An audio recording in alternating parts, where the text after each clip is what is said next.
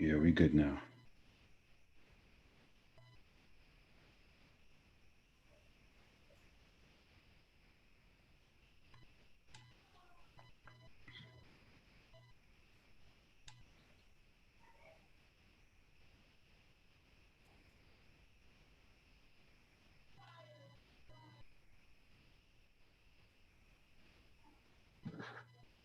Where they at?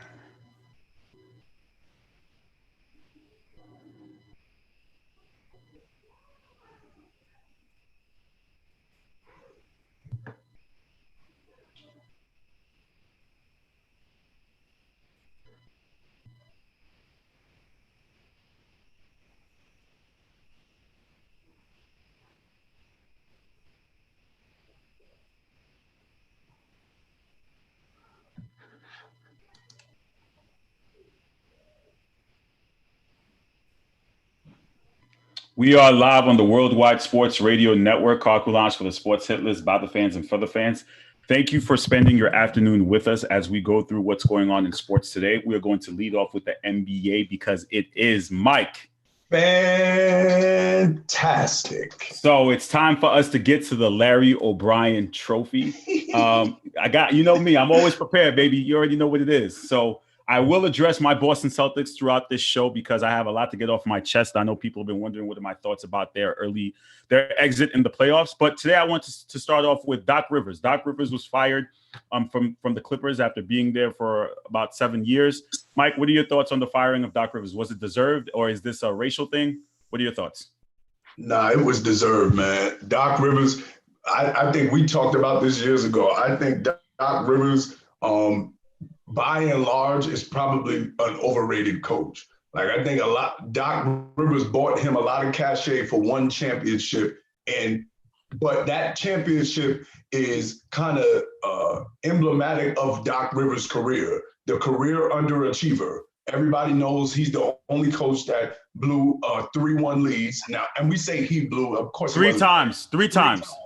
So, and we know he wasn't the one playing, but a lot of times when you blow leads like that, and we got a coach here that can tell you, a lot of that is adjustments. You were supposed to make certain adjustments. Mike Malone made adjustments. He never made any. And Doc Rivers is one of those things where he sounds good. He speaks eloquently about racial issues, and he sounds like a good leader of men. But that doesn't mean he needs to lead your basketball team. And too often in 7 years, yo, listen, man, I'm going to just keep it real. When Vinny Del Negro got fired, I was like, well, when they made it to, I think they made it to the second round. I was like, and then Doc Rivers made it to the second round. And I was like, wait, so what was the difference between him and Vinny? So, and you know me, I'm a big proponent of making sure Black coaches get more opportunities, but we got other dudes that need a chance. Sam Cassell still hasn't had a chance. Ty Lue won a championship recently. Doc Rivers' championship was 12 years ago. Doc got to sit out for a while. Just sit out, wait, let some other cats come in, reevaluate your coaching pedigree, and then we bring you back. But right now, Steve Ballmer realized it's time to go, man. Let's bring in our own resident coach, aka WOM. Coach, was that firing of WOM of Doc Rivers fair or foul? I think it was fair. I gotta echo the sentiments of Mike. I think Doc Rivers is a good coach who, when you hit a certain wall, you gotta realize, okay, we got these players locked in. Something is not resonating. I know it was only one season, but we don't know the internal conversations that have been made between the players and the management and the ownership of that team. And maybe just his voice wasn't the right voice to lead this team to the next level of championship play. I mean, do I think I would have liked to see a little bit more of maybe another season with this same group? Of course, you know, I would have liked to see it, but I still can't knock management for saying, you know what, this was a different year, a weird kind of year. We're gonna start fresh. We don't even know if this whole team is going to be together even next year in the way that we saw it this year. We know Kawhi, they're going to build around Kawhi, but we just saw Kawhi win with pieces up in Toronto. So, you know, they could win with other pieces. It doesn't have to be locked into this group. So, but I would like to see other coaches get a shot. There's a plethora of coaches who have done their due diligence in being assistant coaches for numerous seasons, some double-digit seasons as assistants, and some coaches who have won championships that are deserving of an opportunity to coach a talented group like they have now. And it's like I said, look, Philadelphia, they fired their coach, right? Didn't reach the promised land. Let's say Doc goes there. Maybe they need a Doc type of voice. Everybody has a certain, they say it's a season for everything. We got spring, winter, summer, fall. The season of Doc is over in Clipper Nation, and now it's time to get a new voice and see where they go from there. Okay, so now moving along to the main event that we have that begins tonight, Game 1 in the bubble. We have the NBA Finals, and we have to have the president of the Laker Nation Brooklyn division. He had to.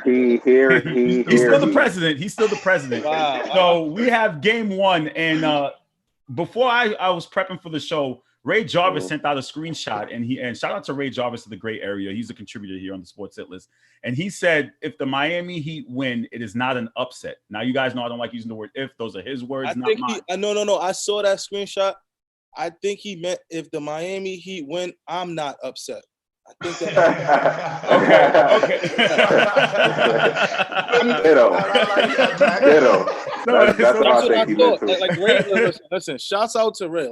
Listen. I call him his fave. Ray, he knows. He usually knows what he's talking about. He's spot on with takes. He knows the business. But I'm disagreeing with him on this one. If the Lakers do not win, yes, it is an upset. Huge. 100%, it's an upset. Huge, man. We got Miami is a great team, and they're rising. A good team, that's rising to great levels during this offseason in a peculiar situation that we call the NBA bubble. Hello. Right? We understand that. But let's not get it twisted. This season, the Lakers winning with championship or bust ideas. And where are they? At the championship. Miami was not in no championship mode to talk and be good at the season.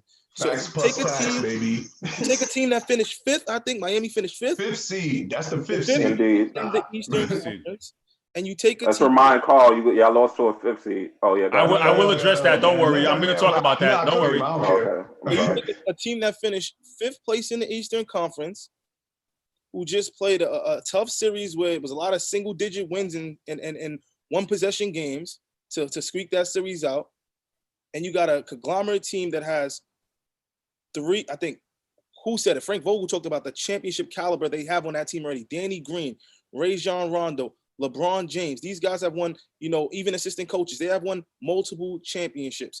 You get what I'm saying? So, yes, this is an upset if the Lakers do not leave that Orlando with the crown.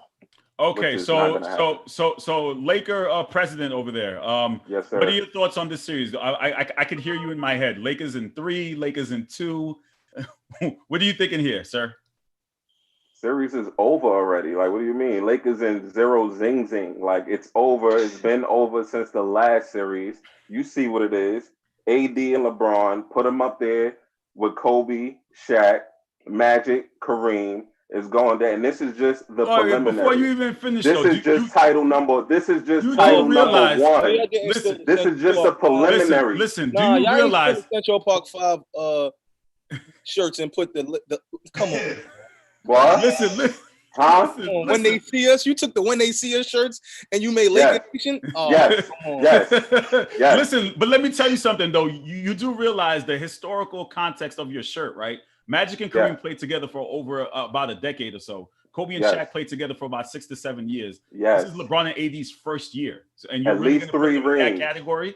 You're really going to put them in at least 3 rings. You heard it here first. LeBron and AD was going to be teammates. Man, you heard it here first that we would be in the finals this year and be champions.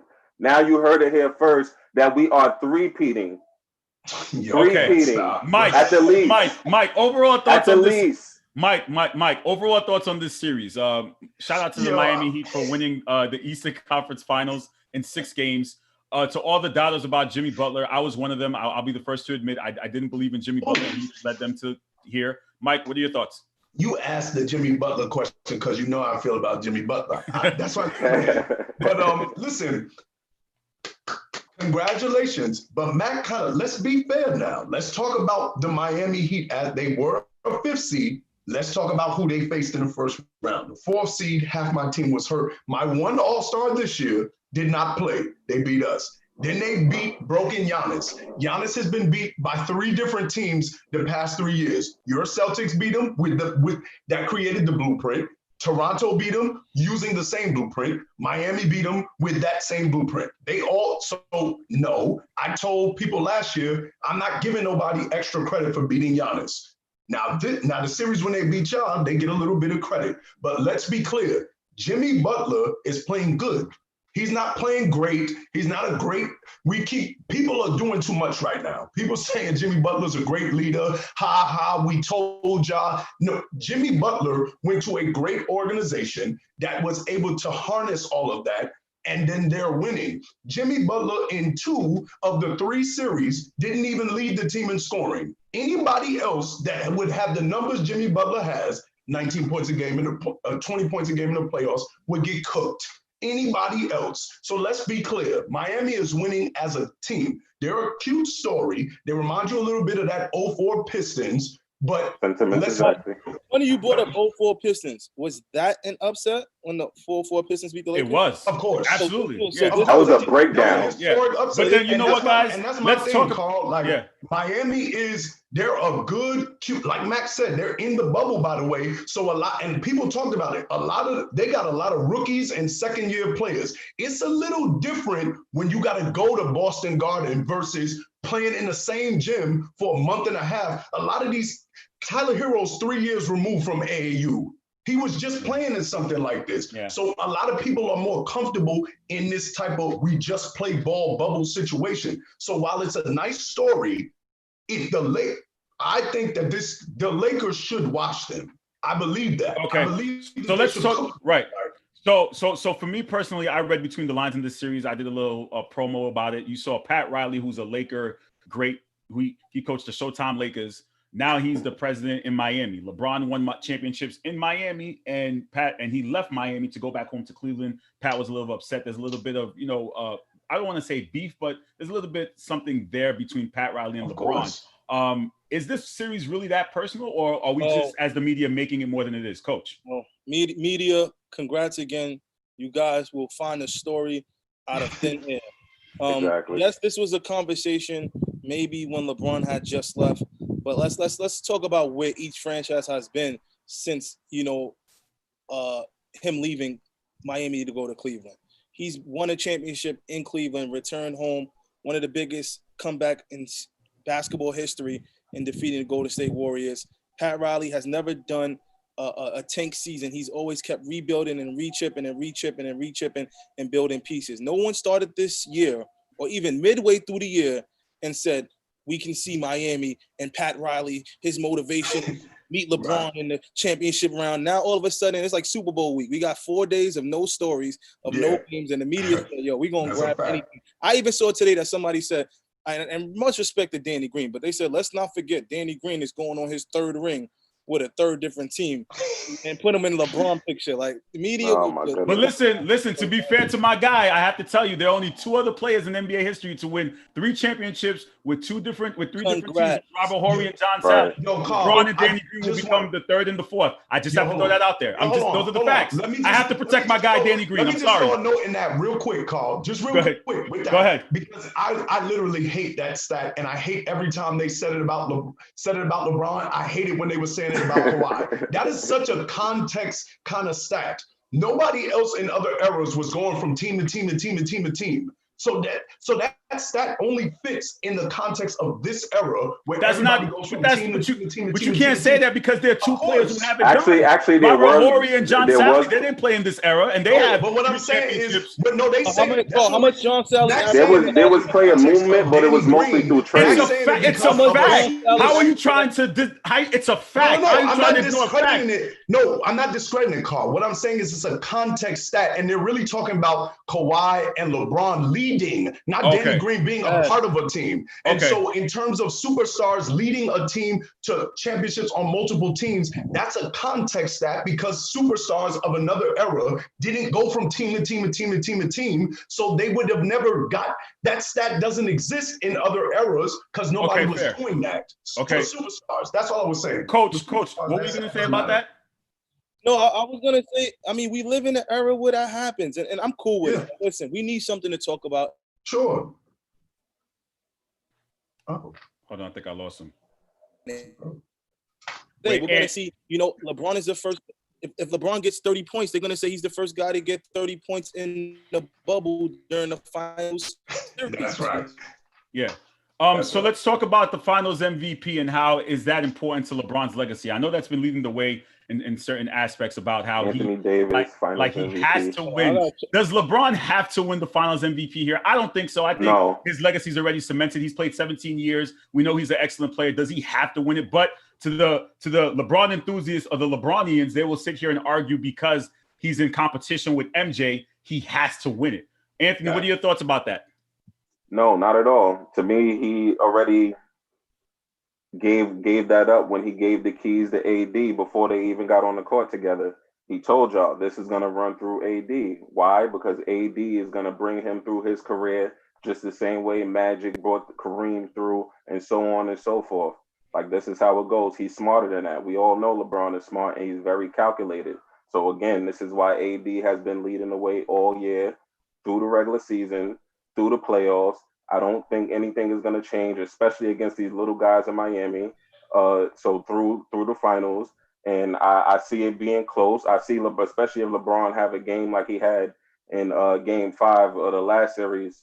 If he have a series like that where he just want to, go dumb for the series or whatever, I can't deny it. But for the most part, if we play our offense how we've been all season and just, go through it like as we usually would, AD should be finals MVP, and Bron is okay with that because, again, his legacy is cemented, and right now he's just collecting chips. And he can still possibly get it. But Mike, what are your thoughts? Does LeBron, does he need the finals MVP or doesn't he already have a legacy? I think it's based on, and you both kind of touched on it, and the point, and you made it, that only matters on who you ask. Because if it is the LeBronians that's chasing MJ, then absolutely, baby, you got to get as many stats as you can. Particularly those LeBronians are typically the ones that point to, well, Stephen Curry has no finals MVP. But for the point that Ant just made, Stephen Curry understood, first of all, KD's in a lot of ways a better player. So it doesn't matter that KD gets the finals MVP, but they're both averaging 30. So exactly. Speaking objectively, who cares about being like, it's good to be considered the best player for 2 weeks, but in this case, like a 1 week of the finals. But ultimately, if you do what your team needs you to do, as Ant said, if LeBron said from the beginning of the season, this is going to run through AD, then if it runs through AD wins a championship, to me, that doesn't matter. But if you start talking that Jordan conversation, again, now we splitting hairs, now we got to nitpick, now we got to start counting and collecting stuff. So if we start doing that, then it's fair game to say, baby, this man got 6, you only got 3 finals MVPs. That's fair game if you have that argument. But if you don't care about that argument, then you just leave it as the man got another ring. All right, Coach, do you care about that? I don't care. Quick, do you care about that argument? Me personally, I really don't care because I don't think I think LeBron is LeBron and he is what he is in history and that's it for me. Like, I get into the debates because it's fun and it's great to pump your era, but like I said, like I mention people say this all the time: eras pump eras. So if you grew up in the 90s to 2005, you're going to pump your era. 2005 to 2020, you're going to pump your era. And that's what makes it fun for us to do. But, LeBron, what do you think LeBron wants? Like, that's the question I tell people. He wants the finals MVP because that's the type of person he is. He made a statement. If he never would have made this statement, then maybe I don't care at all. He said, I'm chasing the ghost. He said it. When you say that, you tell me that everything you do, he didn't even say I'm chasing LeBron. Because remember, he always says those politically correct statements. I'm LeBron. Yeah. He didn't say I'm chasing LeBron. He said I'm chasing the ghost. Well, the ghost has 6 finals MVP. You have 3. This one will give you 4, which will get you closer to that ghost you're chasing. So I don't want to see no fans of his say, oh, it doesn't matter. He won the chip. No, it absolutely matters because this is what he wants. And I'm going to listen to the man at his word. And that's it. You know what I mean? But I respect where he is in history. LeBron's a great player in history. Will this diminish how great he is? No, but it won't elevate him to that next stature that people want to put him at, in my eyes. All right, guys, the final thing I want to say is I wanted to talk about the Boston Celtics getting eliminated in the Eastern Conference Finals 3 out of the 4 years. And I said this to Mike. Danny Ainge has been on the clock and everyone wants to take blame. And I know the entire Kyrie situation, how Kyrie took blame last year. I personally didn't blame Kyrie last year. I blamed the entire organization. And I think it's time that Danny Ainge comes to the front of the congregation. And here's why. I've had an issue with Danny Ainge since he became GM of the Boston Celtics, for those who don't know. And it may be me being emotional and still holding on to the fact that he traded Antoine Walker back in 2003. And I'm still annoyed at that trade. And I thought it was a stupid trade. And Kevin Mchale saved his career. And a lot of people will sit here and say, well, how did Kevin Mchale save his career? Kevin Mchale was the GM of the Minnesota Timberwolves, and he decided instead of trading Kevin Garnett to the Lakers, he traded to his buddy Danny Ainge, which gave the Celtics a championship in 2008. What has Danny Ainge done since? Now, other fans will sit here and say, well, you know what? Your team has been competitive. Your team is good at stocking draft picks. And a part of a rebuild, you're supposed to rebuild within 4 to 5 years. It's been 7 years since Kevin Garnett and Paul Pierce have been traded. That's a fact, right? So Danny Ainge sits there and he gets all these draft picks. And I said to myself, let me look at the history of teams that won championships and players that Danny has passed up on that were available that he didn't take. Kawhi Leonard was available in the trade. He didn't take him. They won a championship. You look at Kevin Love, and people may think about his play. I'm just talking facts. Was available in the trade. He ended up winning a championship. Serge Ibaka was available. Marc Gasol was available. All these bigs. DeMarcus Cousins was part of an NBA Finals team. Anthony Davis is now in the NBA Finals. All of these are players that Danny Ainge passed up on. Say it again? I said that's me, by the way. Okay. Danny Ainge passed up on all these players, and we sat by and he said, you know what? I'm going to build for the future, 3 out of the last 4 years, the Celtics have been in the NBA Eastern Conference Finals and still can't get to the finals. So at some point, we have to look at it like this. And Mike Miller says it best. We have a lot of ingredients, but he's not enough. Like it's not getting done in the kitchen. So who's in charge of putting those ingredients together? Is it not Danny Ainge? And that's my problem with the Celtics is the fact that we had the Kyrie Irving experiment. It didn't work. And now you've had the Jaylen Brown and Jason Tatum experience for a couple of years. And for some reason, it's still not working, even with Brad Stevens. So at some point, we can't sit there and point fingers at the players or the coaches. We have to take accountability and point fingers at the general manager of the person putting the team together. Danny Ainge, to me, still hasn't been able to put a championship team together by himself. And he hasn't done that. Again, I'm going to say it one more time for those who can't listen. When you have when you have people that you know in this industry and you have a GM like Kevin Mchale, who was your former teammate, to help you out, of course, it's going to bail you out. It's going to work and end up working out in the Celtics' favor, but that's it. So as a Celtics fan, it's very frustrating that every year we're this close, and you see all these great players pass by, and they end up being contenders, being in the finals and winning championships, and we can't seem to get there. I don't understand that. That's all I have to say. Go ahead, man. No, man. It had to be said. It's so much frustration every year, bro. Every single year, bro. For the last 7 years, man. They make the playoffs. Listen, man. We've been telling you to stop picking them to win a championship every year. Man. We've been telling you that. And I'm not gonna sit here and say people are gonna say Brad Stevens this and this. Listen, at the end of the day, like I said, again, Danny Ainge is responsible. He's allergic to getting big man, bro. Allergic for the last since Kevin Garnett, we haven't had a legit big man. I understand your point of drawing a line, because if we say Brad Stevens is not living up to his potential, then we would have to point to, well, who put Brad Stevens there? That'd be Danny Ainge. If we say the players are not living up to the potential, well, in addition to them being bad, who we have to point to? Danny Ainge, because he drafted them. Now, correct. I will disagree just a little bit, because this team had especially in this bubble, this team had the potential to go to the championship. I think a lot of people going into the bubble picked y'all to get out of the East. So they underachieved. I won't necessarily blame Danny Ainge 100% for this year, because I believe, I've told you this before, your Wizard coach is good he's a Butler coach. So he's good at coaching people that are average players. Shouts out to Marcus Smart. He can't coach superstars. Yeah. No, that's it. We all talk about those couple of layers of great coaching in the NBA. You got to be able to manage egos. You have to be able to maximize the best players possible. But the key thing in the NBA coaching is manage the egos of the superstars. And he couldn't do that, right? He couldn't do that. He couldn't do that with Kyrie Irving. That was a problem last year with Terry Rozier and Marcus Morris and some of the younger guys, and this year running to that problem. So again, how many more years do I have to sit here and wait for it? And people are going to say, well, I still have Tatum and Brown are young. That's fine, but again, you're planning for you keep building for the future. Meanwhile, all these teams are passing by us and winning championships. That's right. You see what I'm saying? Oh, and again, here's another player that he couldn't get in free agency that came this close was Kevin Durant. We couldn't even get Kevin Durant, and we had a meeting with him. We had to bring in Tom Brady to try to get Kevin Durant. He still wouldn't come here. No free agents go to Boston. We know that. So again, you have to be held accountable. I don't believe in a 7-year build. I'm not going to take that. I'm sorry. Call me spoiled or call me not. 7 years. No, 7 years. No, the ceiling's high. It's been 7 years. It's going on 8, then 9, then 10. I'm not accepting that kind of. Listen, as a boss, we talk about the two pillars of the NBA, the Celtics and the Lakers. We see how Ant always talk about his Lakers. So I'm not going to be mad at you for that because it just made sense to me. You're supposed to keep the standard held high. We all should as fans, but particularly the fans who know their team has this rich history.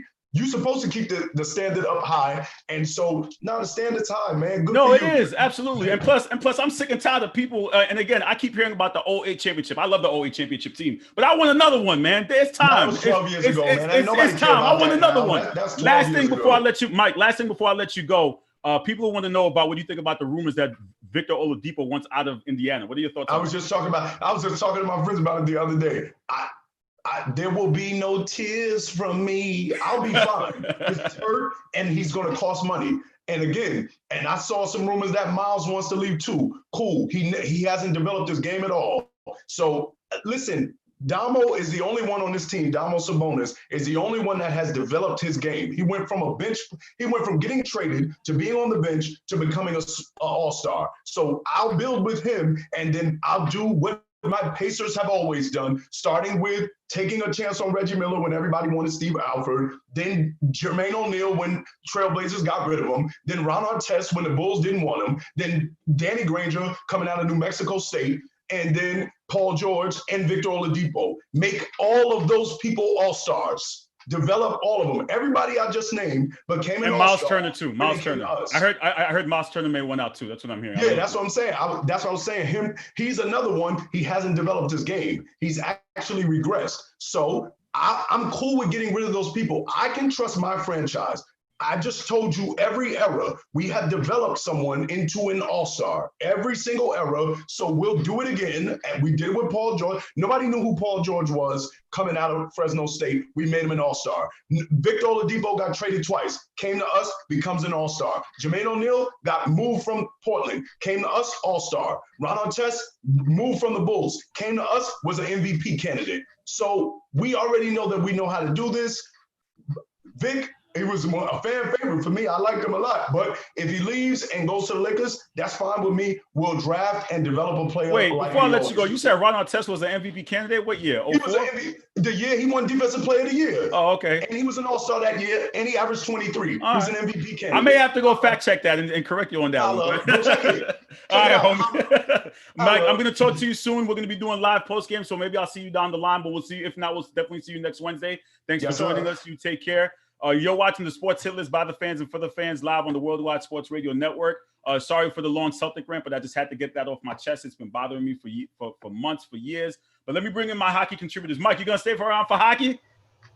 Yeah, right. Mike, you got to stick around for hockky and join us for hockey? Come on. Yeah, right. Oh, my man, Mike. What up, brother? Come on, man. Come on, hockey. Come on, Mike. No. Always next year. It's always next year. Goodbye. Mike, we love you. Hold on 1 second. Let me see if these guys want to join us for some hockey talk because they're sticking around. I don't know. This is our hockey segment. We're here to talk about some briefly on hockey. We got the NHL Draft. The Stanley Cup just finished up. Anthony, are you sticking around for hockey? We're on hockey right now. You going to join us for hockey? You on hockey? Yeah, we're on hockey right now. You going to stick around? Yeah. For sure. Let's go. What's good? Guys, we the new hockey guys. What's going on? So, Mike, Mike Sparacino, I know I want to give you the floor first. Breaking news on one of your favorite players, Lundqvist. My condolences to you. What are your thoughts of the news? Well, a little sad, to be honest with you. I mean, he was literally our goalie for the past 15 years. He was the pillar of this team. And to see him go, it's honestly, it's just sad. Andrew, what are your thoughts? Henrik Lundqvist is another New York athlete that you can put with the likes of Derek Jeter and Eli Manning as guys that went above and beyond to represent New York City. He, in fact, tweeted, I think, the year the Rangers went to the Cup, I love playing on the road because it makes me realize how special New York City really is. And the man would go out and perform each and every night. I remember one game he took a 110-mile-per-hour slap shot to his bare neck, couldn't breathe, finished the game, played 3 extra games, and then went on the IR. And there was nobody like Henrik Lundqvist. He's one of my favorite athletes, and I wish him the best of luck in his future endeavors. Chuck, as an Islanders fan, what are your thoughts on Lundqvist?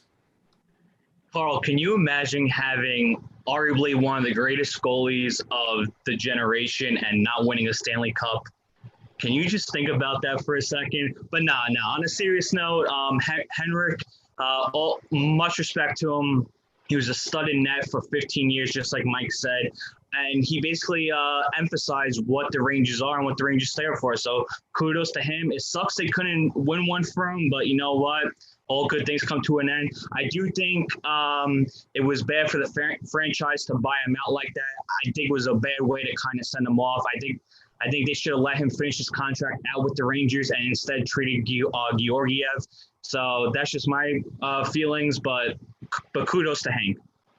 All right, gentlemen, so let's break it down. The bubble of the NHL is finally over.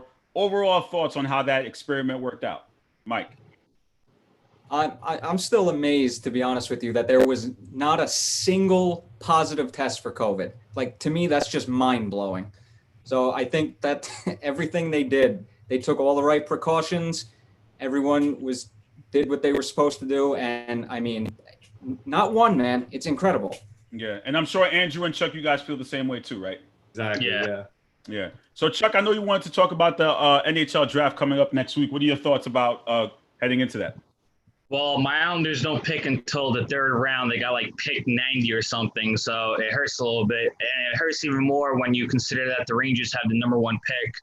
But I think we're going to see a lot of action at this trade deadline, at this draft, because it's going to be a flat cap next year probably. So teams are going to be stuck, with bad contracts and have to look to move them for picks. And we already saw with the Rangers moving Stoll to the wings for a second. So I think we're going to see an increased amount of trades coming up within the next week. I think the draft's on the 7th, if I'm not mistaken. So we're going to see a lot of action going on. Teams are already looking to move guys. Patrick Laine is the big fish on the market right now. And then you got free agency like 2 days right after that. So the hockey world's about to see a lot of moves. All right, Andrew, what are your thoughts real quick about the draft coming up? Well, it's going to be interesting. Of course, I'm excited. The Rangers have the number 1 pick. Got my eye on Ottawa. While they don't pick first, they have 2 of the top 5 picks. So it'll be interesting to see what they do there. And like Charlie said, this is going to be an interesting free agency period. And also, what's interesting about the free agency period? Is there a top guy that everyone's eyeing after? Well, Patrick Laine is the Winnipeg Jets, right? So Patrick Laine on the Winnipeg Jets, he's definitely like one of their top goal scorers. I'm trying to think. Did he come in the league? He came in with Connor McDavid, right? No, it was Matthews. Matthews, that's it. He came in with Austin Matthews, and he kind of helped establish Winnipeg a little bit, helped them become more of a playoff team. If Winnipeg don't pick him up and re-sign him, wherever he goes, he'll definitely make an impact. Chuck, Ziggy thought you were a Rangers fan. He didn't know you were the Islanders. I had to throw that out there. Not watch Zooms. Ziggy, I had Carl on the Islanders bandwagon for the whole playoffs. For sure, absolutely.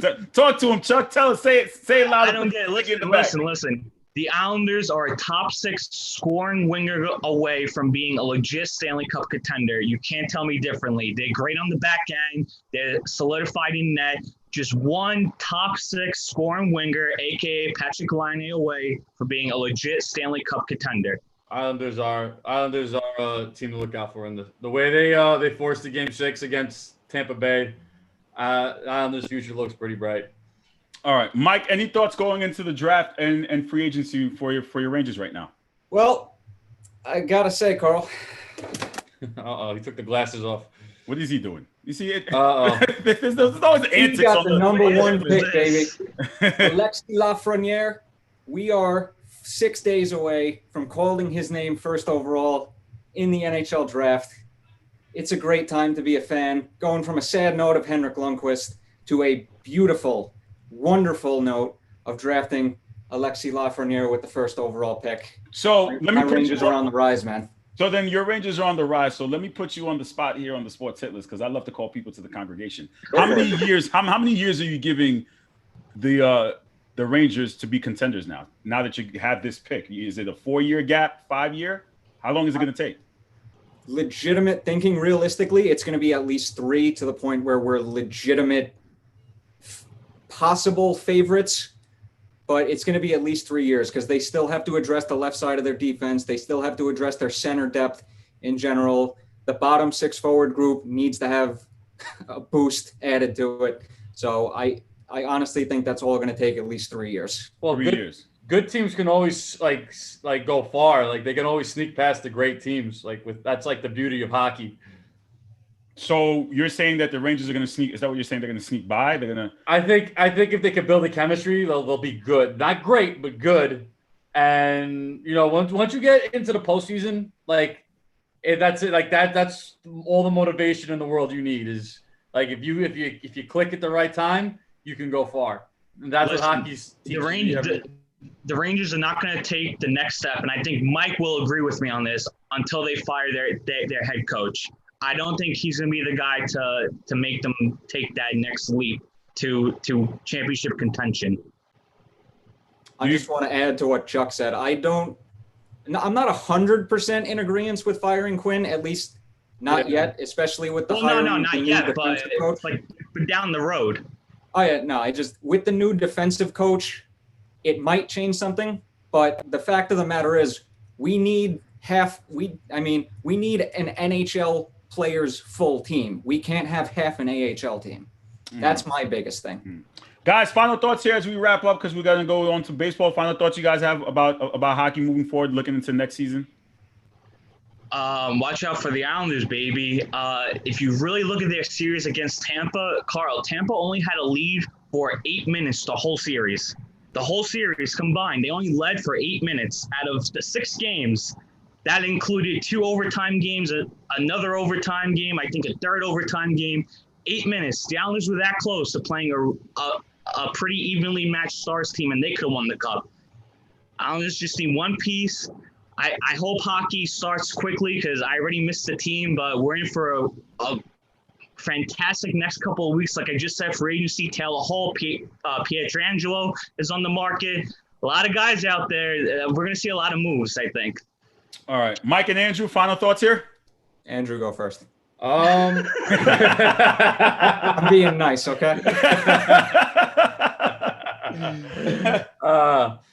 I'm just hoping this offseason is smooth. It works out. We know we're still in the middle of a pandemic. Hoping the season starts off the way it did in 2013. We get January into June. Hoping fans will be back sooner than later. And we'll cross that bridge when we get there. Mr. Shades, final thoughts. True story. That's my actual nickname. Not even joking. But it's going to be a very interesting offseason. Like Charlie said, and Andrew to an extent, a lot of moving pieces. I'm specifically interested in what's going to happen with all the goaltenders. There's a very saturated goalie market. And with the flat cap moving forward, like Chuck said, there's going to be a ton of moves. So this offseason has the potential to be insane. All right, guys, thank you for the hockey update. I'm sure we'll see you guys on another live or another taped video. Thank you for all your contributions to the Sports Hit List. I'll talk to you guys soon. Thank you. You're watching the Sports Hit List by the fans, for the fans, live on the Worldwide Sports Radio Network. Let me bring in our baseball expert, Mr. Greg Polius, as I wait for the other contributors to come in, as we are now in the midst of the MLB playoffs. And here is Greg. Greg, how you doing, sir? Can you hear me? What's going on? How you doing, man? Baseball playoffs are here, man. You should be more excited. Put the smile on your face. What's up? Listen, man, my daughter kept me up till 4 a.m. and then woke up at 7:30, so I'm a bit tired. The life of a parent, man. God bless the life of a parent. But so far, talk to us a little bit about the baseball. I know you watched our show earlier that we did with the predictions, and some of the contributors didn't like the new format, but you said you're in favor of it. Yeah, why is that? Absolutely. Well, the contributors previously, Declan, Chuck, and TK were coming at it from a more purist standpoint. But one thing I got to ask them is, if you're such a purist, why deny a whole day of baseball? Like, I've literally been watching baseball from 12 o'clock, and I'm going to be watching like into the wee hours of the night. Like, as a baseball fan, how do you disagree with that? To a more, broader point, baseball has been losing young fans for the longest, and that young demographic. Why not come back and try to gain those fans back with a format like this? And it's to figure out how it works in a 162 game season is difficult, but I say you could still, because Chuck's point was, it takes away from division winners. Nah, top best 2 records in each league get a bye, and then you have 3 plays 8, 4 plays 7, 5 plays 6, so on and so forth, like that, in the same round robin and the same wild card format you have now. And on top of that, team owners make more money because now you have playoff games. So win-win for fans and owners. All right, now we have your protege is what they're calling him. Declan is in the building. He's been filling in. He's been doing a great job. We also have Manny. Manny, can you do me a favor and turn your phone, brother? Because we're seeing you a little lopsided over there, homie. There you go. There you go. You look straight here. So, Manny, what are your thoughts on the new baseball format? I can't hear you, bro. Manny, I can't hear you. Manny, we can't hear you, bro. No, we can't hear you. Declan, I know you disagreed with the new format. You said you didn't like it and you hope it didn't continue next season, right? I'm fine with it for this year because given the crazy circumstances. But next year, I think it's fine to keep it the way it was in years prior. All right.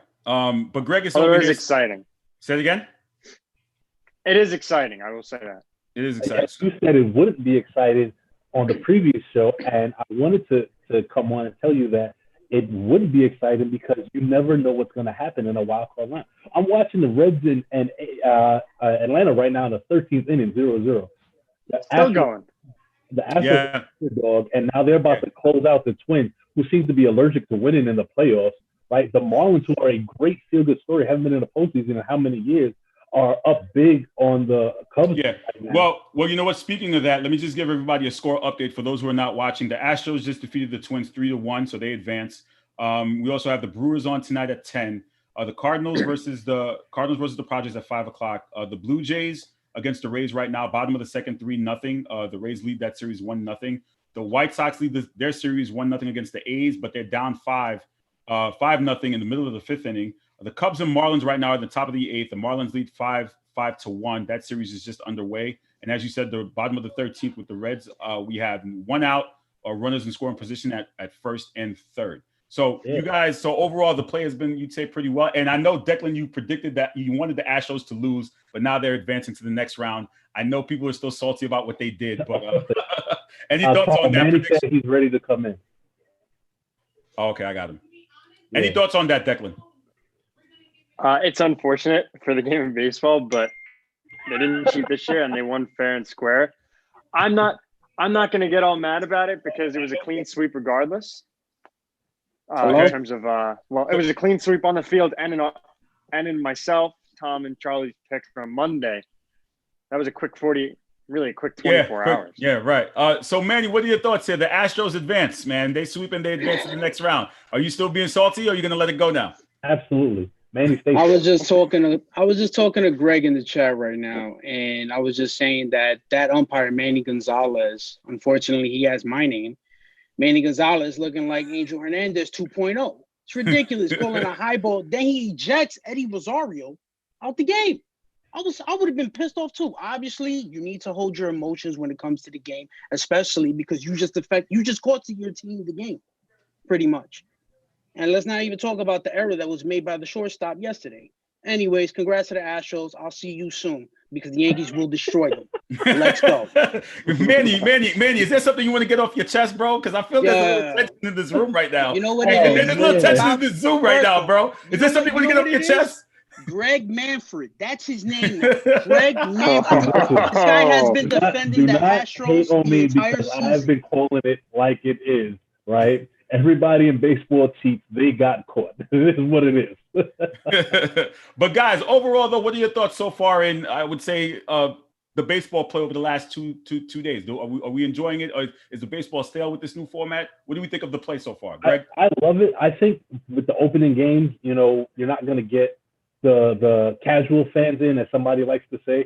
But when you start to come to the closeout games, you're going to start seeing people like, okay, this is really exciting, because we all know baseball playoffs are actually very exciting because you never know what's actually going to happen. You're right. And I know, Greg, you've made that argument. You've said that the baseball playoffs are the most exciting of the four major sports. I know some of the hit list other contributors will disagree with you on that, but you've been very adamant in saying that narrative. Absolutely, because like I just said, you never know. Like, could anybody have pictured the Nats winning the World Series in 7 games last year? People picked them, but, with the Yankees juggernaut, the Astros, the American League, it was a very, tough sell. But the excitement in October baseball is second to none. I'm sorry, minus the Super Bowl. NFL is king. We know that. I'm strictly talking about the NBA here, Carl. So it's a shot at the NBA. Go ahead, get it off your chest too. I guess what we're gonna call this right now. Get it off your chest like Power 105 says it. Go ahead. The MLB playoffs through and through are more exciting than the first 3 rounds of the NBA playoffs. Hold on, time out. Wasn't there an argument about viewers? Who gets more viewers during the playoffs in the World Series? Listen, for and those, it was what happened? Listen, it was the Yankees. Listen. It was the world, and not even the Yankees. Let's go back to that debate. Listen, which we should have been. And guess what? The viewers, the numbers did not lie. Let me do some context here. Let's talk about context. Don't make me put my professor hat on. The reason why Mike Miller, he was wrong for trying to believe that the NBA opening day would have more ratings than the World Series. Here's why. The World Series is on broadcast television. As much as you may not want to believe it, there's a lot of people who still don't have cable in their homes. So that's why the World Series, the NBA Finals, the Stanley Cup, and the Super Bowl are on broadcast television. Absolutely. NBA opening night was on cable. So therefore, when you have a subscription, so the numbers are clearly going to be higher when you have a platform that's free for people to watch, as opposed to the thing, though, Carl. I tried to tell your man that he didn't want to listen. No, he didn't. That's on him. I wish I would have spoken to him before he said that. I'm like, bro, you can't compare the two. It's 2 different forms of rating system. If you look at the rating scale, they rate them 2 different ways. So is this it's not going to be on the same scale. It's not going to be on the same scale. But again, do we see it, Greg? You didn't give us your predictions. Any bold predictions for this first round that we're still seeing play on right now? I had Marlins over Cubs. And I had Astros over Twins, even though I think Astros over Twins is that bold, honestly. All right. In the next round, I Rays over Yankees. All right, hold on one second. I just got a comment from Joel Rivera. Shout out to him. He said, "I still don't think Manny is a true Yankee fan after that Mount Rushmore debacle." Here we go. Wow.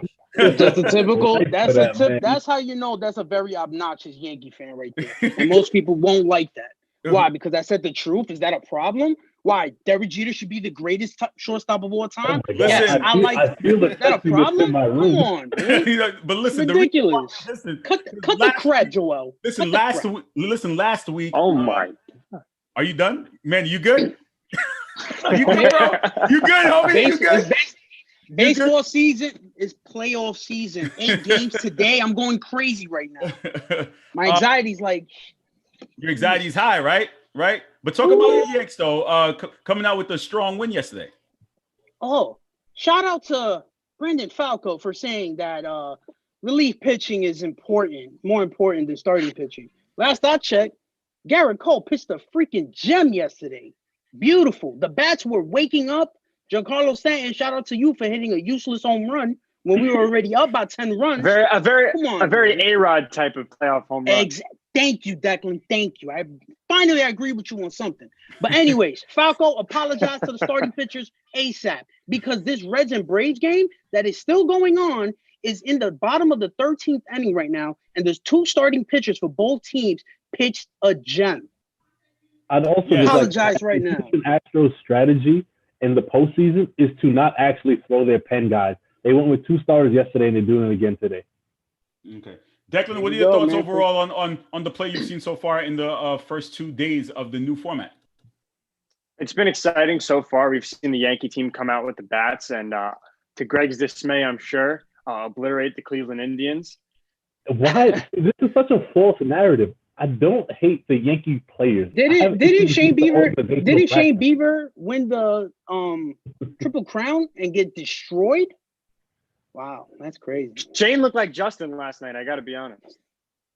Who do you guys see coming out of this 13-inning game as the winner so far? Like, what is it going to come down to for this game? I picked the Reds a while ago. Well, right now it's the bottom of the 13th. Runners on first and third with 1 out. Braves are in danger right now to winning this game. You said the Braves are up right now? No, it's zip. No, they got last lick. It's man on first and third with 1 out. Yeah, So here's another update too. Play. As well, bottom of the second, bases loaded, 2 outs with the Rays and the Blue Jays too. So I'm sure you guys are busy flipping channels back and forth among which game to watch and what game not to watch, right? Absolutely. I don't know why. I'm busy talking to you, Carl. Well, you know what? Here's the thing in terms of multi. I think this is the first time where actually guys are watching games while analyzing them live on a live. So it's a first for the Hitless. We've never done that for the World Series. It's Mike Francesa stuff. Yeah, absolutely. It's the playoffs. It's the postseason. One thing I would like to say about the Reds Braves game is I was in the chat talking to I forgot who it was. Forgive me, it might have been Eric. And just talking about the lack of situational hitting in baseball. And this game could have ended a long time ago if guys actually, placed the bunt down, got to run into scoring position, hit behind the runner, did little things like that to move the runner along. And you have a runner on third with less than 2 outs. A sac fly can win the game for you or put you up. We're seeing guys look for the long ball, ended up like 3-0. Ronald Acuna hit a pop-up on 3-0 and swinging for the fences, Think small, you go big. All right, guys. Final thoughts here as we wrap up for the baseball playoffs. Any other predictions? Anything else you guys like to say? World Series, I actually got the Yankees winning it all. Typical. But I actually see the Padres making it to the World Series. Okay. Deck, final thoughts here? I think I'll say a couple things and I'll address Manny's point in a second. In terms of, we saw the Yankees and Indians last night. Going back to Marlins Cubs, I picked the Marlins yesterday. I was the only one out of the 3 to pick the Marlins, Monday. And so far, I think they're up 5-1 last time I checked. And with the Padres World Series chances, I'm a little concerned because they already have their top 2 pitchers out going into the series against the Cardinals. Dinelson Lamet's out, and Mike Clevenger is also out. So I think they're going to go with Chris Paddock game 1. I think that could be a little shaky for them. The Cardinals have historically always been a scrappy team. I still got the Padres winning this one, but I think they're a year too early. But they can ball. All right, Greg. By the way, the Braves won 1-0. Greg, what are your final thoughts here? Yeah, I'm really excited. I love this format. I kind of hope it's here to stay. Also, to Declan's point about the Padres, I would love to see the Padres win. I just think the St. Louis team is a little more seasoned, kind of like the Astros Twins series. And I'm calling the Rays-Yankees upset from now. All right, guys. Thank you for joining me here on the Sports Hit List by the fans for the fans. Greg, I know you got a new segment that you're working on. You want to give the fans a little bit of a tease for it? Yeah, sure. We're going to be doing extra innings hosted by Greg Polius, where we're going to take some of these conversations that we have on the live and go even more in depth for you guys who are really into baseball and you baseball fans that just love the game. And going to try to have some special guests on as well, and discuss matters way more in depth than we get to do on the live. All right. Thank you for joining us, guys. Make sure you check us out tonight. We'll have game 1 of the NBA Finals. We'll have a post-game show of that. Go Refs. Late night with I wore my Kobe jersey. For a reason. Declan, wrong segment. Guys, real quick. Finals predictions. Refs, 4.5. Finals predictions. Who you got in how many games? Lakers in 6. Well, Deck, I already know where you stand. How many games? I got Refs 4.5. Shut up, Unfortunately, I see the Lakers winning in 5. Deck, how many games? Heat in 7. All right. Thank you guys for joining us. You guys take care. We'll talk soon. Let me bring in my football prediction. He did say Heat in 7. He did. Is a Kobe jersey on? I know. Let me bring in my high school jersey. It's different.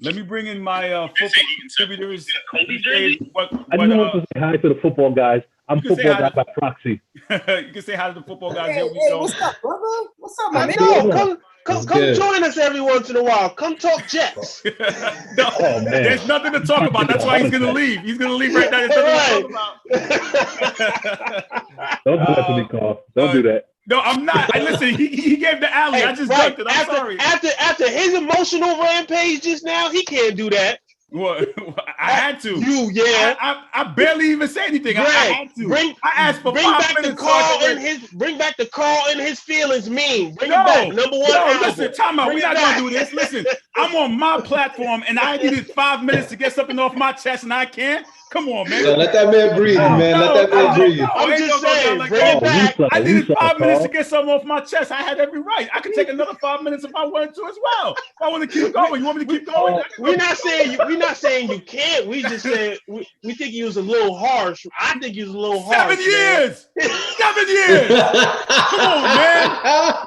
7 years. Danny Ainge's been building this team. I don't want to hear it. But I don't want to hear it. This is the first, in my opinion, this is the first time Brown and Tatum actually it was their team. This is Game 7. No. We're not going to do that because Game 7, they were a quarter away from making the finals in 18. Don't do that. But it wasn't their team. It wasn't their team. Okay, bro. It's okay, Carl. It's not okay. It's clearly not okay. No, it's not okay because he's sitting here trying to tell me about my team. We were 1 quarter away, 1 play away from making it to the finals. LeBron doesn't go off. Come on, man. Don't cut that. The Knicks have made the playoffs 1 time since 98, 99, and you here complaining about 7 years. Come on. Of course I am. I have every right. I'm a fan. I have every right. First world problems, yo. All right, let's move on. All right, fellas, enjoy the show. All right, let's move on to football. So I was able to break down the numbers from the predictions. I'm sorry about that for going on a basketball rant again, but Travis set me up for that. The predictions awards here, we have Travis against Womack. Travis, you came in, you won week 3. You won with 11 wins, and Womack had 9. So first of all, shout out to Womack though. He picked my Panthers, even though I didn't. Shout out to him. Yeah, so he had a Travis had 11 wins. Rick had 9, and Paul and Ray had 8. So that was the standings for week 3. And let me do a screen share to tell you what that total comes up. Oh, I mean, we tied. Yeah, someone's tied over here. Yeah, pretty much. Yeah. Hold on 1 second. I can't get it to go. I can't share the screen, but pretty much something's acting up with my screen share. But pretty much it's tied right now. We have a 2-way tie for first place. Travis and Rick are tied at 20 points. And then Ray and Paul are tied in second place at 16 points after 2 weeks of predictions. So what are our thoughts here? We out here looking like the Eagles and the Bengals, Rick. Come on now. Come on. Wait. Mr. MVP, you picked the Giants to win that game, man. I don't know, homie. I don't know. You had them coming out. A lot of people had them winning that game, and they didn't.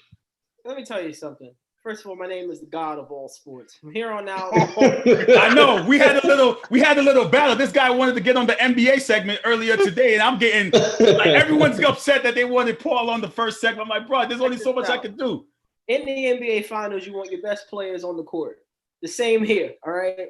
I don't want to see Mikey Bad Takes, in the words of my man Ray Jarvis, giving us baloney. Coach Mack is a legend, and you know what? I stand on my brother Ant. We are aligned right now for Lakers winning it all. So let's just gonna throw that out there. Second of all, the same guy who picked the Giants in an upset, you got to, in order to catch these guys, you got to have some gambles. But I'm saying guy who picked the Jags to lose when everybody picked them to win. You're gonna win some, you're gonna lose some. All right, it's only week 3. I appreciate that. Okay. He wasn't the only one that picked the Giants though. No, he wasn't. Exactly. I picked the Giants too. Yeah, he wasn't the only one. But guys, let's look at some of the teams that are still undefeated that are 3-0. We have the Seahawks, we have the Bills, the Titans, the Bears, the Chiefs, the Packers, and the Steelers. Who loses first here in week 4, going into week 4 so far? What do you think? I know who's gonna lose week 4. Well, the Steelers already lost because they ass ain't playing. COVID knocked the Steelers out of conference. Right, come on. Can we delay the Jets and the Broncos game? Why we gotta delay it? I take that. On the behalf of New York sports, there's reports out there that says a Jets loss will be the end of the Adam Gase era. Therefore, I wish that game was right now at 6:30 p.m. Wednesday, but we got to wait till Sunday for that. But I don't believe it, but we'll get into that when we talk Thursday Night Football. I don't believe that. But that's what they're saying. But to answer Carl's question, I could actually see Nick Foles and the 3-0 Bears being the first team that loses. They host Indy. Indy defensively has looked really, really good. Offensively, they've been a roller coaster. But I think now they have a week to kind of prepare for what they've seen from Nicky Foles. I could see the Bears losing that game and being the first undefeated team to go down. All right, guys, any thoughts on who loses out of the teams that I named? Rick? Yeah, I mean, I agree. I don't think Chicago should be 3-0 to begin with. So it's a weird situation over there. I get it. You know, you start out 2-0 and Trubisky doesn't look that great, but hey, you're 2-0. To make the switch at that time tells me you didn't want to go with this kid to begin with. If that's the case, you should have just went with Foles to begin with. So, because now you say that's your guy going forward. So what happens if Foles goes out and looks terrible this weekend and they get blown out? Then what? You know, the other guy was 2-0. So it's just weird over there. I don't know what's going on in Chicago, but I don't have any faith in them keeping it going. The only thing I want to add to that, Maserati Mitch, which he was Mitsubishi Mitch the other day, he might be the first quarterback in NFL history to be the quarterback of a 2-0 football team in the second half to get benched. I've never seen that before in the history of the sport without injury involved. So that just gives you an idea of where Matt Nagy has been in his disdain for my man out there. And it's unfortunate, but hey, I mean, he'll end up in a good situation. He'll be all right. Yeah.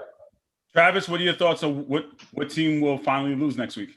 I'm thinking the Bills might have a shot here taking an L. I mean, coming off that big win against the Rams, you know, it was an up and down game. Now you got to go to the Raiders, who just took a butt whooping by the Patriots. I might put them on upset alert. Tune in to Sunday to find out. Okay. I like that. All right. It's 100 degrees in Vegas, baby. That ain't. Any overall thoughts to wrap up week 3? What were our thoughts with the gameplay? Any overall thoughts here? Rick? Okay. I continue to love what I'm seeing from the Seahawks. That team looks like a well-oiled machine. They roll into Miami this weekend. So, that should be fun. You can hear the fear in my voice. You see that?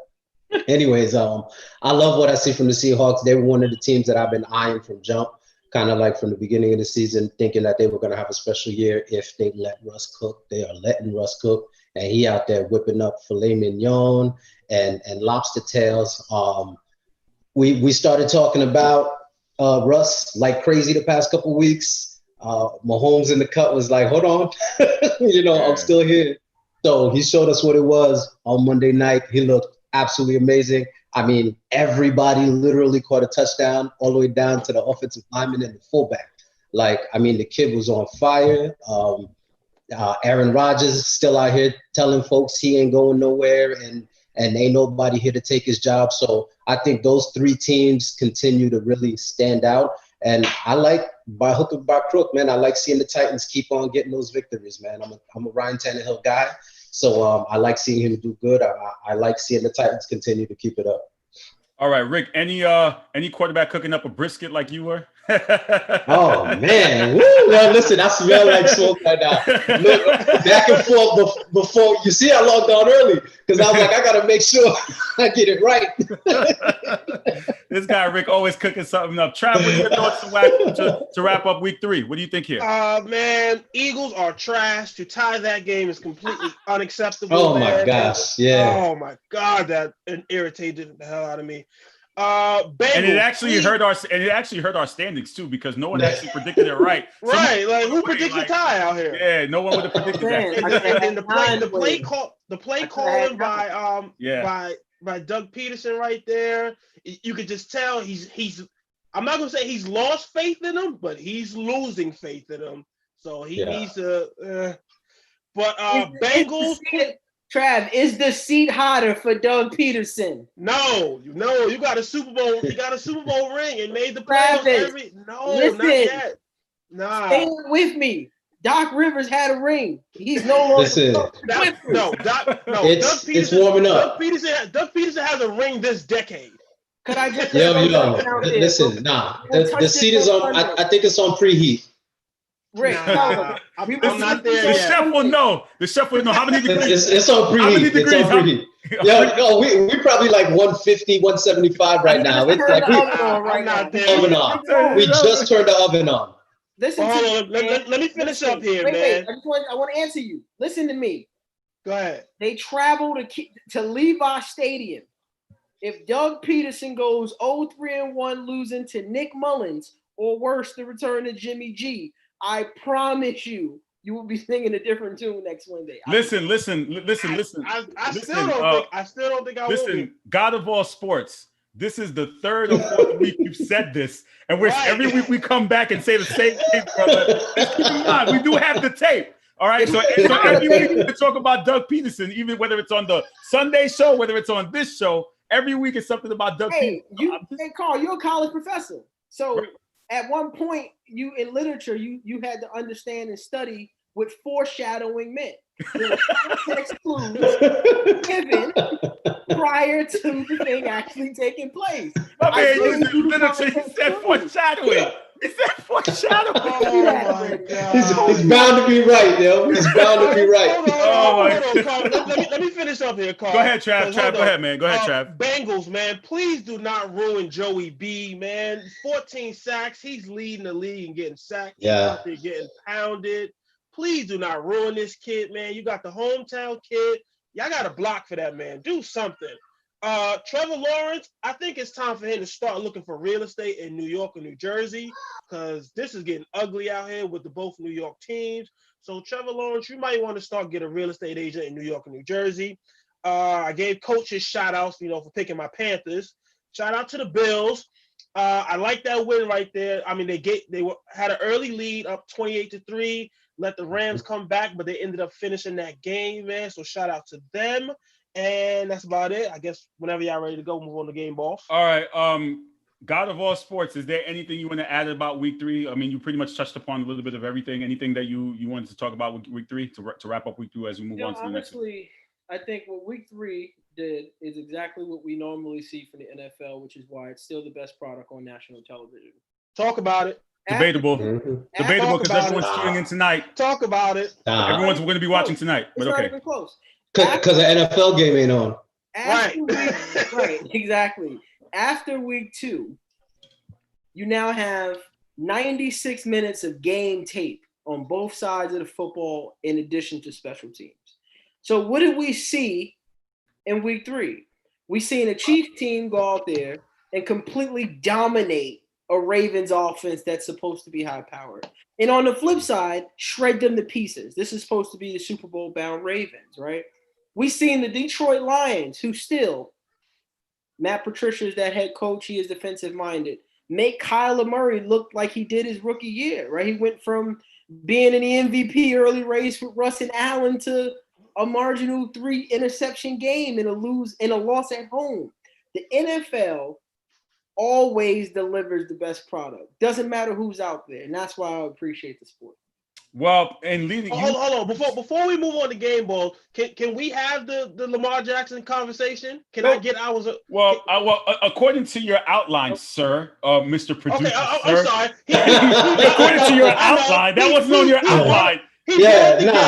He brought it because you're gonna go forever. I just wanted to see if we could have that conversation because I took a lot of slack for my comments 2 weeks ago. So I just want to know, can we have the conversation? Right, but according to your game notes or show notes, I would like to say you wanted to talk about the COVID and how a team got shut down. Yeah, okay. Now, if we're talking about teams, no NBA team got shut down in the bubble, but an NFL team who puts the best product on the table got shut down. Travis, talk about it. What's going on there? There's no bubble. Come on, man. There's no bubble. We're not in a bubble, man. We all knew that. We all knew this was gonna come. There was no. I mean, who really sat here and thought that the NFL was going to go all the way to February and not have a COVID case affect the team? We all knew it was going to happen. It's about how I got to give the NFL some form of credit because they're usually a reactionary organization, but they had some procedures in place, so they had the steps in place. So now they're taking the precautions. Did we get a definitive answer on when they postponing that game until? Like I've heard maybe Tuesday, maybe Monday, but I don't think I've heard what the definitive answer. I haven't seen anything. Have you guys heard anything yet? No, I haven't. So it will probably be Tuesday, which is why I'm not sure that we need to discuss it until maybe Sunday when we'll have more definitive answers. Right. Okay. Yeah. Okay. One thing I will say. One thing else I will say to add on to that, since Carl tried to take a shot. I mean, if you build in a bubble situation, the whole point is to make sure it never happens. So props to the NBA for getting it right. Even props to the MLS for doing it before the NBA. But if you don't have a bubble, you don't get credit for doing what you're supposed to do. Exactly. If you don't have a bubble, the key is to making sure you jump on it immediately, you contain it, and you figure out how far it may have spread, and you do your very best to control it and stop it from getting worse. So as long as they're able to do that, we'll be fine. All right. God of all sports, game balls for offense, defense for week 3. Who you got? So offensively, I'm going to go with Nick Foles, right? We've always crowned him the ride off the bench, 6 man. He's the Lou Will of the NFL with a Super Bowl ring. But, to come out there, go 16 to 29, 188, 3 scores. I think at one point he completed 11 straight passes. Come back from 20 points unanswered in the fourth quarter. I mean, how could you not go with Nick Foles? And that has earned him a starting job. Defensively, I'm going to go with the rookie down in Detroit, the number 3 draft pick, Jeff Okudah. Got torched early in the first half with arguably the toughest assignment you could have in the NFL, which is DeAndre Hopkins, right? With Kyler Murray in your first NFL action. But boy, did he recover, right? Nuke was shut down in the fourth quarter. I think he had 1 catch on 5 attempts. He also had an interception, and he had 2 pass deflections all in the fourth quarter to sustain that comeback. So I'm going with the rookie in Detroit. Right. And you know what's crazy? As you say that, I look at last week's predictions. No one had the Lions winning that game. Everyone thought it was a sheer wash for the Cardinals. Yeah. So that's a big win for them. Why would we think the Lions would show up and win a game? But they did. No, that was great defensive game planning and execution, man. Awesome defensive job by the Lions. Rick, so who are you giving your game balls to for offense and defense for week 3? Just so I'm not redundant, man, I can't give it to Russ every week. So I got to go with Kamara, man. Like the 58 rushing yards is one thing, but to come out there and step up in the place of, not having Michael Thomas out there. And we saw how much Drew really needed somebody last week. So to be able to see Kamara go out there and just eat up these receptions, 13 receptions, 139 yards, Kamara was out there all over the field. Like he looked worth every single dollar that they gave him. On the defensive side, I'm gonna go with Shaq Thompson, man. All over the field so far this season. In all 3 games, he's been really active on the defensive end. 13 tackles, a few assists on the back end too. He had a fumble force and recovery. Defended 2 passes. Like he's looking really, really good in that defense for Carolina. So those are my guys. All right. Box office, who are your guys for offense and defense? By the way, before you start, Anthony said you should give your offensive ball to Cam Newton. Not this one. But before we start, I got a little bit of issue with Rick right there, man. How we giving game balls to losers right there, Paul? Yo, you're right. Listen. Hold on, Paul. When you played, did they give out game balls if you lost? Never. Nah, look. Here's the thing. Here's the reason why. And generally, get in around here. You're right. Generally, I wouldn't, but I mean, Kamara's a guy who held out, and there was a lot of talk about, him crying for money and this and that. And I do think we're not giving that dude enough credit. The running back position in the NFL continues to kind of dwindle, and there's those handful of guys that kind of rise to the top, and all we seem to always hear about is Elliott, C-Mac, and Saquon. That's all we ever hear about, and people seem to never really talk about Kamara. That dude is a beast, man, on both aspects of the offense, and he got to get his respect. So he gets my grade. All right. Really I'm gonna give mine the obvious answers, man, for the offense. Patty Mahomes, man, he went out there 31 for 42, 73% completion, man, 385 yards, 4 TDs, and made it look easy. Like he went up there against the best defense in the league and torched them, man. And then he out there in the league.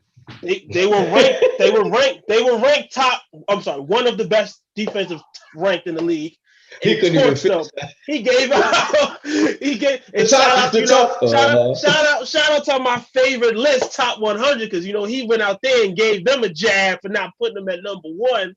And then defensively, I'm gonna give it to Shaq Barrett down in Tampa Bay, man. 6 tackles, 2 sacks, and 3 tackles for loss, and a great win out there, man. That defense in Tampa Bay is looking strong.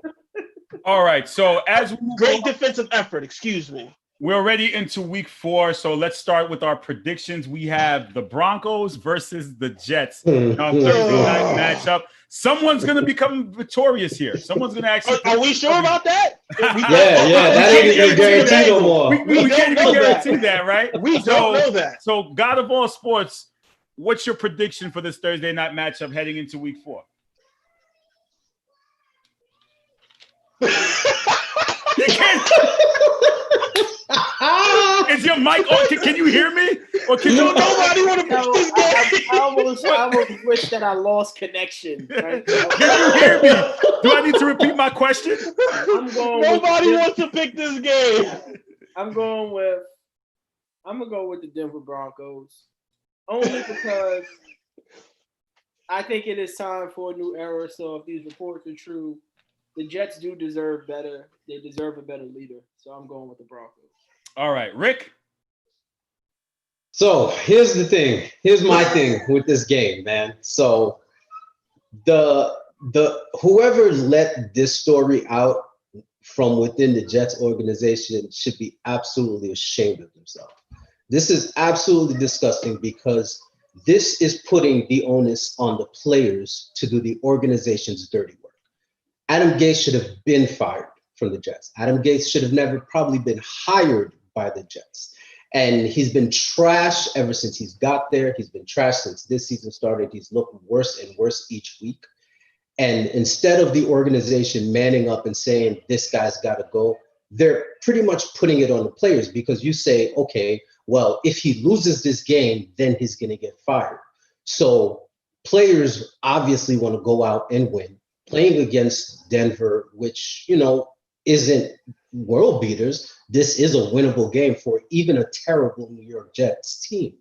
But if you're a player and you don't like coach and you want coach up out of there and you're hearing that the organization is going to fire him if you lose, so now as a player, you got to sit there and say, hey, let's go out and lose this game just so we can get this dude out of here. What happens if he wins? If he wins, is it next week? If he loses, then he's out of here. Like the Jets organization, like legit, y'all should be ashamed of yourself. That's absolutely disgusting. What they're doing tomorrow.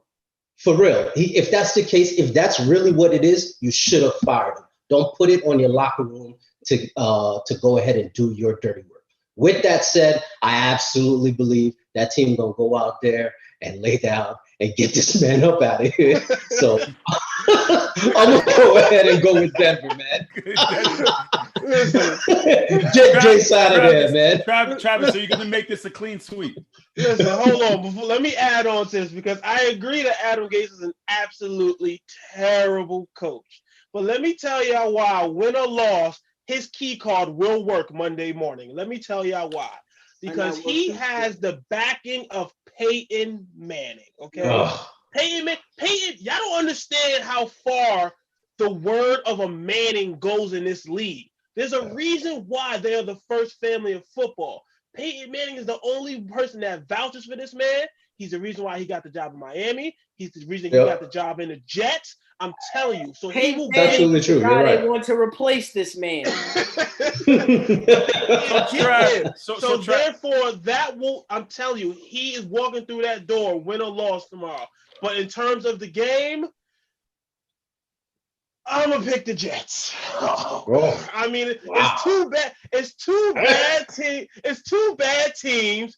But one is on their two bad coaches. But one is on their third quarterback. I can't pick that. On the road, on a short week. I just can't pick that. I can't.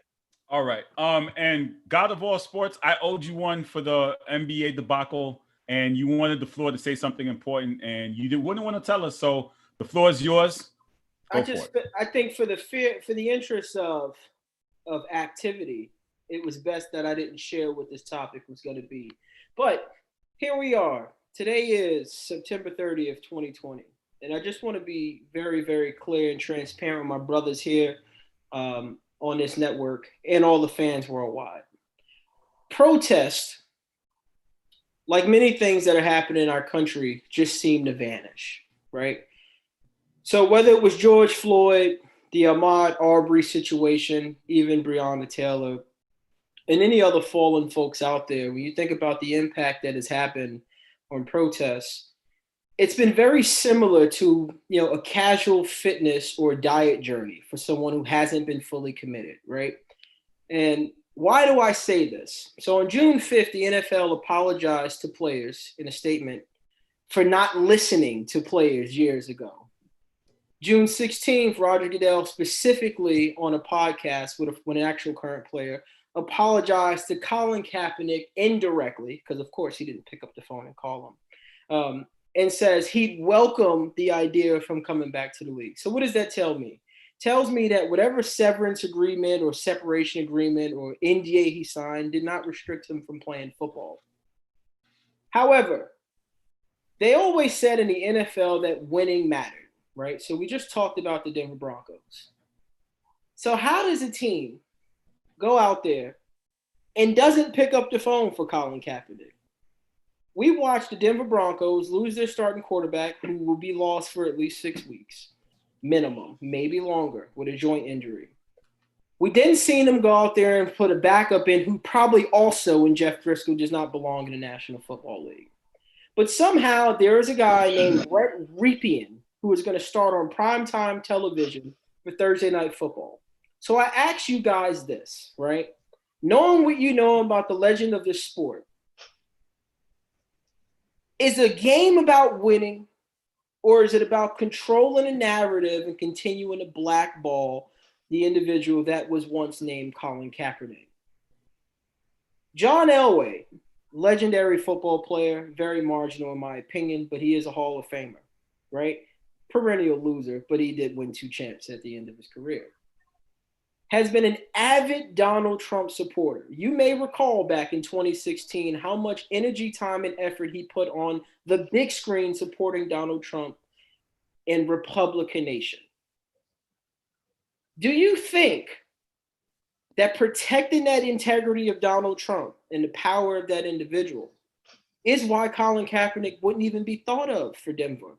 Because only God could tell you it would be a perfect situation for a guy of that talent structure, that magnitude, and given what we just seen at his last NFL workout, which I will add, that only the Eagles, the Chiefs, the Redskins, the Jets, the Titans, the Niners, and the Lions showed up to in that park when he filmed that live. This isn't about winning. This is about controlling your own narratives and your own agenda. And it's unfortunate that someone as powerful as John Elway, who handed the ball off to an African-American in Terrell Davis, who threw the passes to an African-American in Shannon Sharp, who threw deep balls to Rod Smith, who was protected by 2 guards that were African-Americans, has seemingly just jumped on board with the black ball and continued such a poor narrative. Most of you, like me, have never heard of Brett Ripien. Now, I'm a huge college guy, so I know where he played college football. But can you sit here and honestly say that you feel confident as a Bronco fan, if you are, so Andrew, if you're out there, that Brett Ripien should be the guy this early in the season? How do you turn your back on all of the preseason work and everything this early in the year instead of giving someone that we know is proven? I will throw out a few statistics. Kaepernick pre-San Francisco overhaul was 25-14. 7 game winning drives, 7 comebacks, 4-2 in the playoffs for the Super Bowl appearance, and should have won that game. Michael Crabtree didn't come up. That is who is not given an opportunity. So we can sit here and pretend that the NFL cares by putting some names on the back of a helmet, that we get some commercial ads about, Black Lives Matter, John Madden. We can do all these different songs, loops, and dances. But the reality is, like we seen in the presidential debate last night, and I promise not to make this political, It is never going to change, and that is unfortunate. Oh, I think that wraps the show. If anyone wants to add anything, I think that was well said. Excellent words by Paul. Guys, anyone any thoughts to that, or do we leave him off when leaving the sunset? No, that's it, man. Drop the mic, yeah. Drop the mic. That's it, Paul. I do have a separate one thing to say before we. The one thing I'll state, but before you go, I will say I don't know if that put Paul again in the running for another back-to-back MVP. Gotta throw that out there, homie. I gotta throw that out there. Late campaign push. Yes, late push. We got 3 more. We got a couple more months till we do our voting in December, brother. Okay. I had to throw it out there. That was excellent. You know what my mind has been in regards to a back-to-back. I don't think they should exist in a platform of such. But from respect to respect, peer to peer, Ray Jarvis has run away with that by miles, man. It ain't even close, in my opinion. Trav, you wanted to add to what Paul said? No, I didn't want to add. I just had a separate topic real fast, yo. Shout out to my granny today, 80th birthday. All right, props, yo. Hey. We just got her tablet set up FaceTime, so therefore hope we get her tuned in on Sunday. You know what I mean? What's Granny's favorite team? What's Granny's favorite team? She a Cowboys fan. She the only one I respect, man. Hey, but look, that means she done seen them win. Right. She'll keep it real with you. She'll be like, they are terrible. I can't stand them damn Cowboys. She will keep it real, but she ride or die with them. I'll give her that. Hey. Listen, God bless the granny, man. 80 is a blessing. We love the grandmothers. The grandmothers are hearts to everything. Families. That's what's up. So God bless your grandmother, man. 80 is a beautiful age, and keep pushing, man. Keep that pushing. Gentlemen, thank you for joining me here on the Sports Hit List by the fans and for the fans. Whoa. We don't pick on the Lakers game? What's up? Okay. All right. Listen. I know how Travis feels about talking about the NBA, but since you mentioned it, we could transition to the NBA, to the trophy. Okay, go ahead. Well, I know where Rick stands. Rick's probably going to say Lakers in 2. I know he's going to say something like that, but I ain't going to say nothing crazy like that. Travis, who you got in this series, though? Who you got in this match? Man, I'm here. This is one I'm here for the narratives and the drama. I want Pat Riley to go out there and get his revenge, but I got to go Lakers in 5, man. What kind of revenge? I said I want him to. I want him to. Lakers in 5 is like a Lakers sweep. God of all sports. God of all sports. You got the Lakers in the sweep? Nah, I'm not going to say sweep. Here's what I will say. The Lakers will win this series. And I will tell you this, which is what I would have said at the 4 o'clock hour. Had I got That's a shot at me. I know. He's not going to let it go. He's not. I know he's not. Better late than never. This will be the most passionate and the most, I would probably say, committed LeBron James in an NBA Finals you have ever seen. And I'm not referring to him offensively or defensively. I'm talking about complete 360 value, right? From the leadership perspective, the stopping the bleeding, because we know that the Heat are going to have their runs. And the difference between the maturation process of LeBron James, in my opinion, he's not going out there to score 40 points. I heard Matt talking about him wanting to win Finals MVP. I honestly, truly feel LeBron James is smart. He's one of the smartest basketball players, if not the smartest of all time. He is smart enough to know that they do not win if Anthony Davis does not perform at an extremely high level. They win when Anthony Davis is the best player on the basketball court. And he will make sure he does every single thing possible for AD to be that guy. And he will count on, like he always has in the clutch, the guys like Green and everybody else to make them wide open shots. They're going to be wide open against these guys. Wide open. So for that reason, I'm going Lakers. And I say to get them out of there in 5 games. Gentlemen sweep. Rick, the resident Laker fan, the New York native, Florida resident, but Laker fan, Rick. Yeah. Hey, look, Oh, man. brother like that. I have Yo. to. I'm calling the facts. Those are the facts. He's from New York. He lives in Florida, and he's a Laker fan. Those are the facts. You a Celtic Yeah. fan. You a Hey, so listen, hey, look. I live in PA and I'm a Panthers fan. So what We don't know where you live, Travis. So listen, in an effort to make sure that folks don't pick up this narrative called trying to drop like I'm some kind of front runner. Yes, I am a New York native. Growing up in New York, I became a Dolphin fan. I just loved everything about Marino and the Dolphins at an early age when I started watching football. Same thing with basketball. So in basketball, I actually became an Orlando fan just as they became an expansion franchise and whatnot, and was a huge Shaq fan, Shaq and Penny, of course. I became a Laker fan by following Shaq to the Lakers because even at a young age, I understood that Orlando was absolutely ridiculous for making sure that man did not stay in town. And I followed Shaq to LA, been a Laker fan ever since. Kobe came along, he took over Shaq. I've stuck with LA. That's how that happened. So, don't let Carl try to make y'all think I'm some kind of bandwagon jumper or nothing, But I had to do as it. far as as far as the series go, man, look, I'm a humble fan. I don't bet on my teams. I don't pick when it comes to my teams. I just watch it unfold and hope that I see purple and gold confetti. So that's it. So you're really not going to make a prediction? You can't really. He went through a whole salute. He didn't make a prediction. Nah, that's just to let y'all know, man. I don't do it, man. It's tough enough picking the Dolphins games every week. You know what I mean? Listen, I like to go in and at have. the end of the day, I don't like y'all. I don't want to see it. I hope you'll be all right. You'll be all right. I want to see it. Don't worry. I'll stay some confetti. This one, I can't make a prediction because I hate the Lakers with a passion, and Miami just eliminated me out the playoffs. But Carl, you're the storyline when the Lakers do win in 5. Do you have any idea the quality of a story that you're going to have the entire NBA offseason when they can then start running around saying how, well, LeBron was won in 3 different places? Mm-hmm. I know. Tell me about it. And they tied the Celtics for championship at 17. I could hear it, but and then you're going to have the detractors like, I'm not going to mention any names who say that the whole thing was rigged and that the Clippers point shaved for the here we go. Bubble. Here we go. All these different stories. Here we go.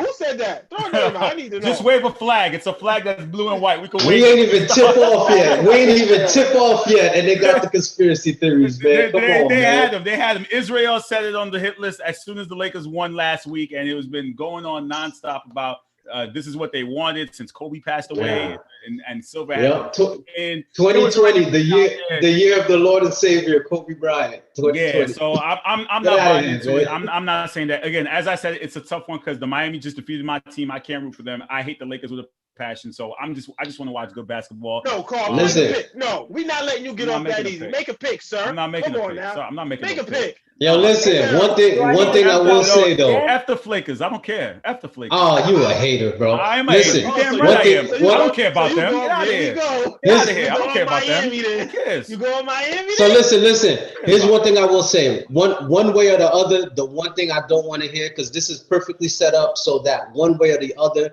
we can have that asterisk talk. I don't want to hear nothing about this. No, I will say that though. No matter who wins, because they could have the argument for either side. If it's the Lakers, they're gonna line up to say it's only because of the bubble. If it's the Heat, same thing. They would have never made it there in a regular format. I will say this though, objectively speaking. I don't want that asterisk talk. No, for real though. With every sport, before they started, we said this as a hitless congregation, and I'm tested. We said no asterisk, whether it's on the NFL Super Bowl because there are no fans, whether it's baseball World Series, no fans, whether it's NBA, no fans. There's no asterisk. The winner is the winner. We said the same thing for the Stanley Cup. I don't want to hear that. It's not true. Because you know what? And here's the even better part. And I hope we could leave the show on this nugget right here. Here's the better part. When it comes down to it, what is the biggest game of the year every single year? It's the Super Bowl. Is that ever played at a home field advantage? Absolutely not. Neutral site is when you truly see who is the better team. Shout out to the NFL. Oh, you had to get into NFL. I'm here. And shout out to you for keeping the best for last. even on the day the finals begin, you say the best for last. According to Travis, he said the JV teams. He said the JV teams go first, right? And then you got the varsity to go on after.